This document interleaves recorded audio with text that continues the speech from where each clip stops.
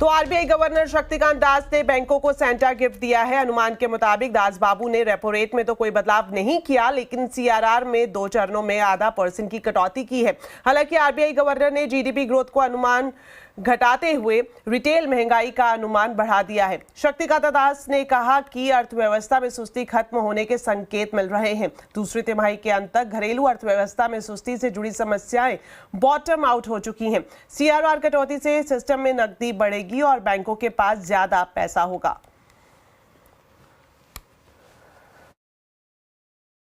To ease the potential liquidity stress, it has now been decided to reduce the cash reserve ratio, that is, to reduce the CRR of all banks to 4% of net demand and time liabilities, that is NDTL.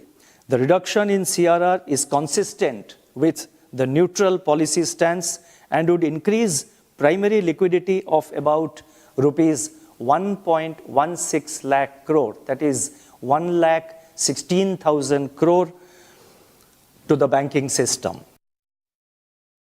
High-frequency indicators available so far suggest that the slowdown in domestic economic activity bottomed out in the second quarter of this year, and it has since recovered, aided by strong festive demand and pickup in rural activities. Agricultural growth is supported by healthy kharif crop production, higher reservoir levels, and better rabi sowing. Industrial activity is expected to normalize and recover from the lows of the previous quarter. तो क्या RBI के action से growth को मिलेगा direction? आज आवाज अड्डा में इसी पर होगी बड़ी चर्चा, शाम 7:57 पर।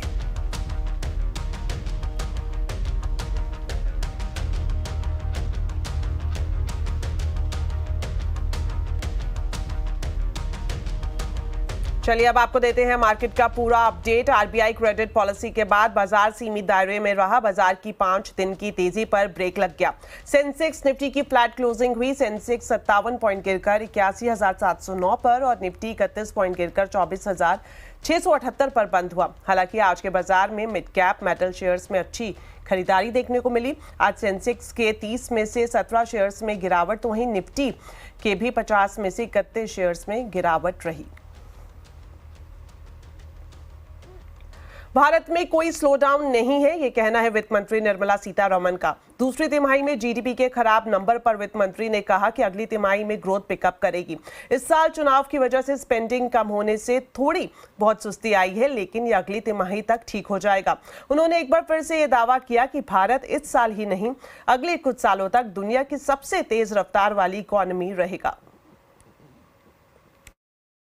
It's not a systemic slowdown. It is more absence of activity on public expenditure, capital expenditure, and so on.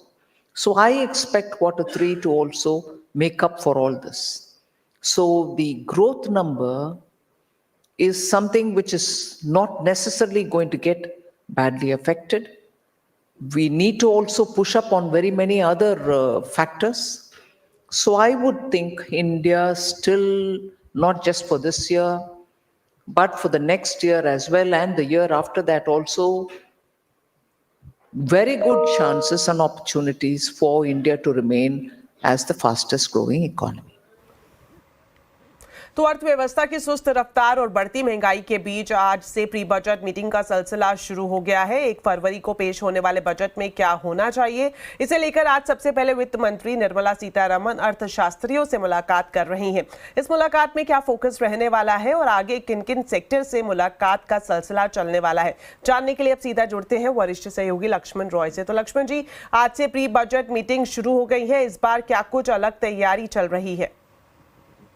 देखिए, दरअसल बजट की तैयारियों को लेकर तो 2 महीने पहले से ही नॉर्थ ब्लॉक के अंदर हलचल शुरू हो गई थी, लेकिन जो आमतौर पे नॉर्थ ब्लॉक के बाहर से हलचल दिखती है उसकी शुरुआत आज हुई है, जब प्री बजट मीटिंग यानी बजट में क्या होना चाहिए इसको लेकर अलग अलग सेक्टर के लोगों के साथ वित्त मंत्री सलाह मशविरा करती हैं। सलाह मशविरा का दौर आज से शुरू हुआ है और आज पहले दिन अर्थशास्त्रियों के साथ वित्त मंत्री बैठक कर रही हैं। इन अर्थशास्त्रियों में जाने माने अर्थशास्त्री शामिल है। मिसाल के तौर पर समिरन चक्रवर्ती चीफ इकोनॉमिस्ट सिटी ग्रुप के हैं, Gaura Sen Gupta chief economist IDFC first bank के हैं, निर्मला मित्तल हैं इकोनॉमिस्ट SBI म्यूचुअल फंड के। इस तरह के कई सारे लोग यहाँ पर हैं। इसमें आपको अश्विन महाजन भी हैं, नेशनल कन्वीनर स्वदेशी जागरण मंच के। और इन सब के साथ ऐसे मौके पर चर्चा हो रही है जब GDP ग्रोथ की रफ्तार उम्मीद से काफ़ी नीचे आ चुकी है, करीब 30 तिमाही के निचले स्तर पहुँच चुकी है। महंगाई अभी भी बनी हुई एक चिंता का विषय। रिजर्व बैंक ने रेट कट नहीं किया है।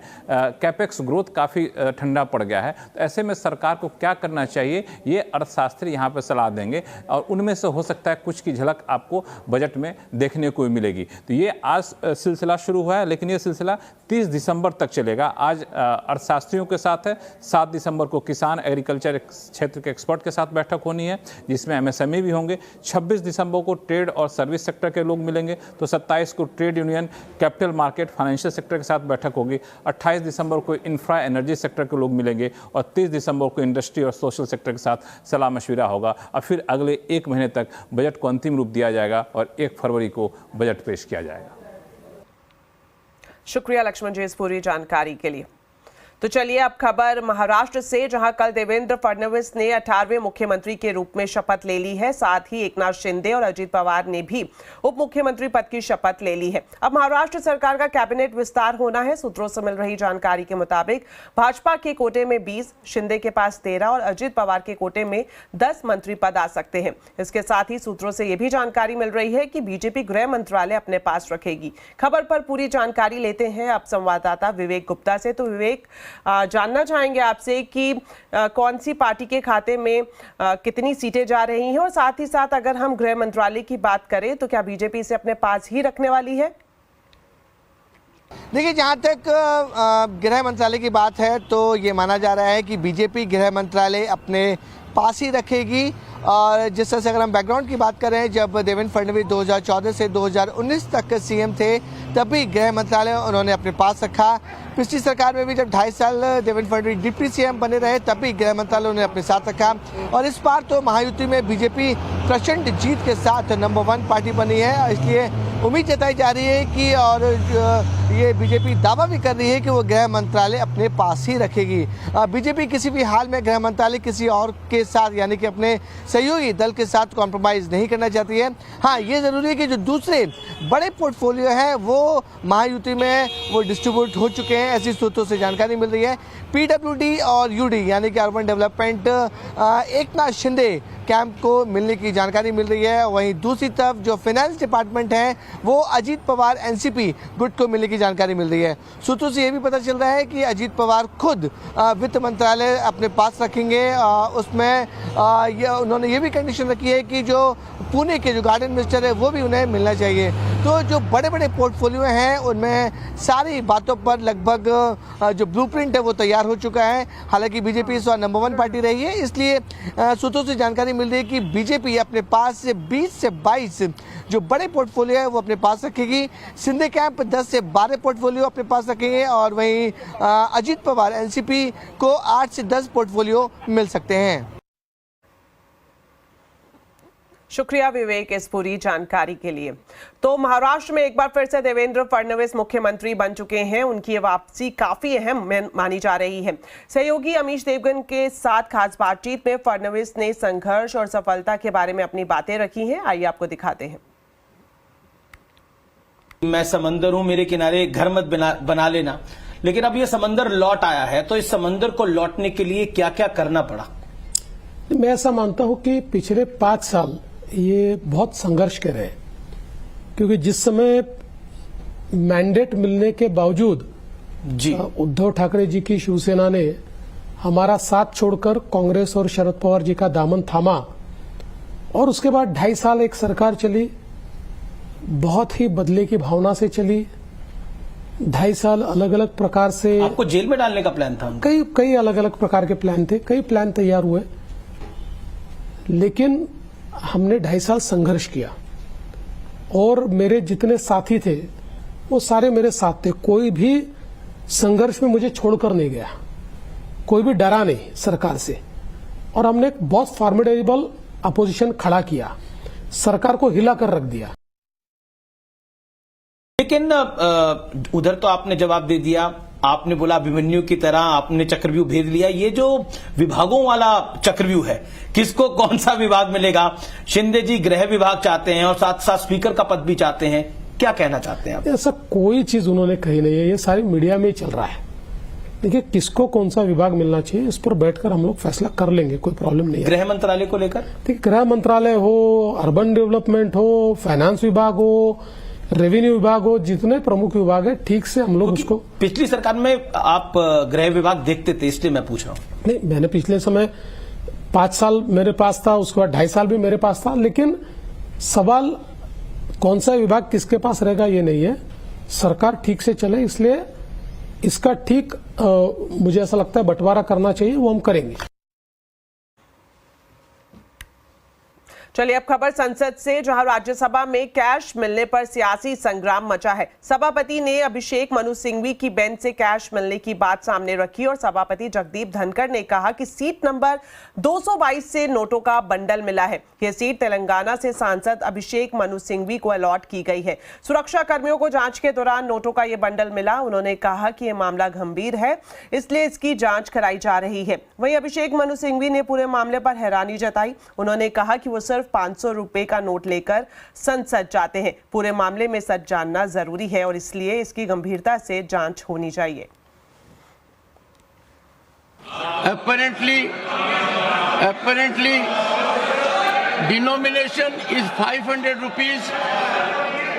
Word appears to be physically of 100 notes, but all these are subject to serious investigation. And I'm sure no one should be opposed to an investigation because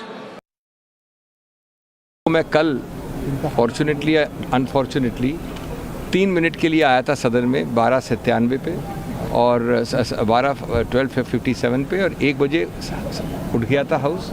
मैंने lunch लिया अयोध्या रामी रेड्डी जी के साथ और वापस कोर्ट चला गया था। और मैं समझता हूँ कि मुझे वहाँ रख के छोड़ के जाना, ये इतनी एक हास्यास्पद चीज़ है। अगर ये गंभीर नहीं होती तो मैं इसको हास्यास्पद समझता। लेकिन एक और मूल बात है, हर चीज़ में राजनीति करना, हर चीज़ में आक्षेप प्रत्यारोप आरोप करना, मैं समझता हूँ हमारे पूरे सिस्टम को नीचे दिखाता है। तो वहीं इस मामले को लेकर कांग्रेस और बीजेपी में वार पलटवार शुरू हो गया है। जेपी नड्डा और दूसरे बीजेपी नेताओं ने इशारों में कांग्रेस पर निशाना साधा, तो खड़गे ने सामने से मोर्चा संभाला और करारा जवाब दिया।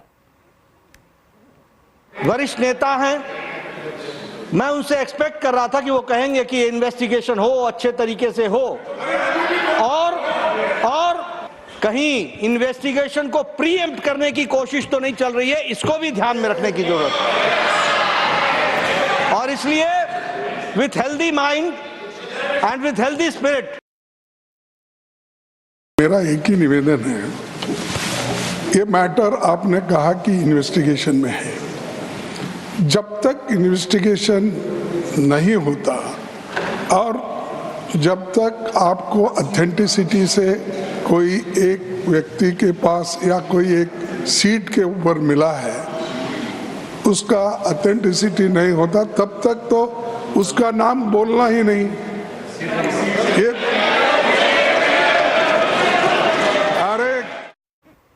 चलिए वक्त हो गया एक छोटे से ब्रेक का, लेकिन खबरें अभी और भी हैं। आप देखते रहिए आवाज समाचार।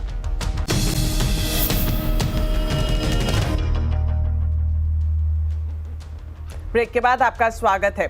अगर आप नए साल में कार खरीदने की सोच रहे हैं तो ये खबर जरूर जान लें, क्योंकि नए साल में कार खरीदना महंगा होने वाला है। हुंडई के बाद अब मारुति ने भी जनवरी से गाड़ियों की कीमत बढ़ाने का ऐलान कर दिया है। श्रेया ठाकुर पूरी डिटेल्स दे रही हैं, आइए आपको दिखाते हैं। गरीबी में आटा गीला, मतलब इन्फ्लेशन अपने पीक पर है और चीज़ें और महंगी होती जा रही है। आज की रिपोर्ट इसी की गवाह है। ऑटोमोबाइल सेक्टर के दो दिग्गजों ने अपने व्हीकल के दामों में इजाफा कर दिया है। मारुति ने और हुंडई ने अपने व्हीकल्स की कीमतों में इजाफा किया है। शुरुआत हुंडई ने की थी, लेकिन आज मारुति ने भी ये ऐलान कर दिया है कि उनके व्हीकल्स में 4% की बढ़ोतरी हो सकती है जनवरी 2025 से। तो नई साल से गाड़ियां महंगे होने वाली है। हुंडई ने भी कल रिपोर्ट निकाली थी और हुंडई ने 25,000 तक का ये इजाफा किया है। मतलब उनके मॉडल्स अब 25,000 ज़्यादा देना पड़ेगा आपको उनके मॉडल्स खरीदने में, और गाड़ियों के अनुसार ये मॉडल्स के अनुसार ये बढ़ोतरी हो सकती है।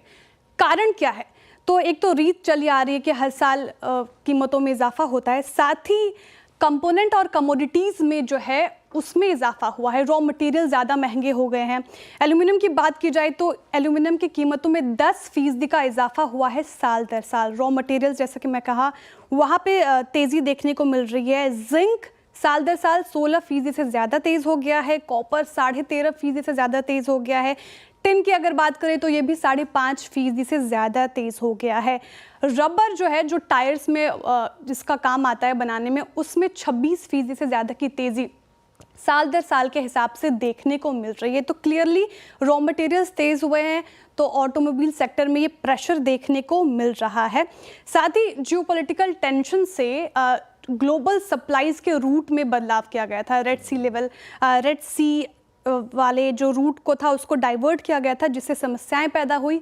तो इससे भी कंटेनर्स के दाम बढ़े हैं। तो टोटल इम्पैक्ट ऑटोमोबाइल सेक्टर पर देखने को मिला है। लेकिन जाहिर सी बात है, महंगाई का और एक झटका आम जनता को लगा है। टाटा पावर ने अगले 5 साल का पावरफुल ग्रोथ प्लान पेश किया है। कंपनी ने इन्वेस्टर प्रेजेंटेशन में दावा किया कि अगले 5 साल में मुनाफा 2.5 गुना बढ़ेगा, आय भी 1 लाख करोड़ हो जाएगी। तो डिटेल्स लेते हैं सहयोगी मिताली जैन से। तो मिताली, बताएं क्या कुछ प्रेजेंटेशन में कहा गया है टाटा पावर की तरफ से। आज बात करते हैं टाटा पावर की। कंपनी ने हाल ही में अपना इन्वेस्टर प्रेजेंटेशन रिलीज किया है और आने वाले 5 सालों का एक तगड़ा रोड मैप कंपनी ने दिखाया है, जो इसके फाइनेंशियल्स में काफ़ी उजाला भर रहा है। आंकड़ों की बात की जाए तो कंपनी के प्रॉफिट्स में FY30 तक हमें 10,000 करोड़ रुपए देखने मिल सकते हैं, जो अभी 4,000 करोड़ रुपए है। रेवेन्यू की बात की जाए तो कंपनी ने बताया है कि FY30 तक ये आंकड़ा 1 लाख करोड़ तक पहुंच सकता है, जो करंटली 61,000 करोड़ के आसपास है।